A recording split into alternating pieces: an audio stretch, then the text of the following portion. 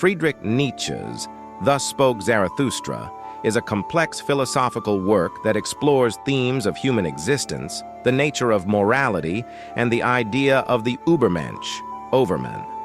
The passage from the Prologue, depicting Zarathustra's decision to descend from his solitude in the mountains back to humanity.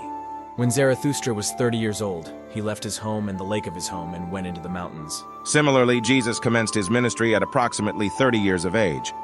There he enjoyed his spirit in solitude, and for 10 years did not weary of it.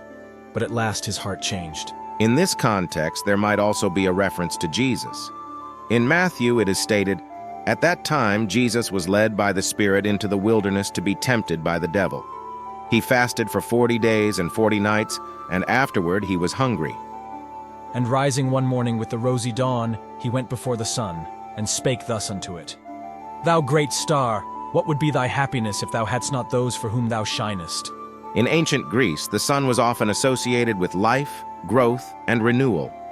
In ancient Greek mythology, the sun was personified as the god Helios, who rode a chariot across the sky each day, bringing light to the world.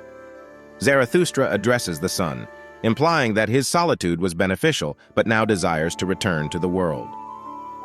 Zarathustra questions the purpose of the sun's radiance without anyone to benefit from it. He reflects on his own enlightenment, feeling the need to share his wisdom with others. For 10 years hast thou climbed hither unto my cave. Thou wouldst have wearied of thy light and of the journey, had it not been for me, mine eagle and my serpent. The coexistence of the eagle and the serpent in Zarathustra's solitude signifies the harmony between higher aspirations, eagle, and primal instincts or wisdom, serpent.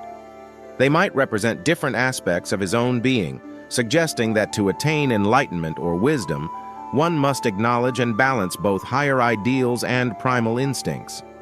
The lines suggest that without these metaphorical companions, the eagle and the serpent, the journey and the light, symbolic of enlightenment, might have become wearisome or unfulfilling. They offer support, perspective, or guidance during Zarathustra's period of solitude and enlightenment. But we awaited thee every morning, took from thee thine overflow, and blessed thee for it. Lo, I am weary of my wisdom, like the bee that hath gathered too much honey. I need hands outstretched to take it.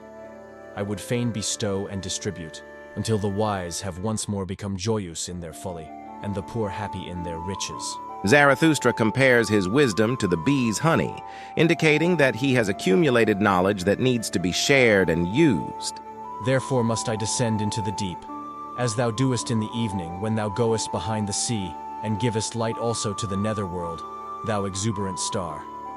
Like thee must I go down, as men say, to whom I shall descend. Nietzsche uses the metaphor of the sun's descent behind the sea to signify his own descent from the mountains back to society. This descent is a metaphorical return to humanity to share his wisdom.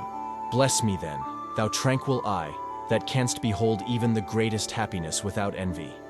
Bless the cup that is about to overflow, that the water may flow golden out of it, and carry everywhere the reflection of thy bliss. Lo, this cup is again going to empty itself, and Zarathustra is again going to be a man. Nietzsche challenges conventional wisdom and suggests that wisdom should be shared and that the pursuit of knowledge should lead to the betterment of humanity. Zarathustra's decision to descend marks a significant shift in the narrative, signaling his return to the world to impart his wisdom.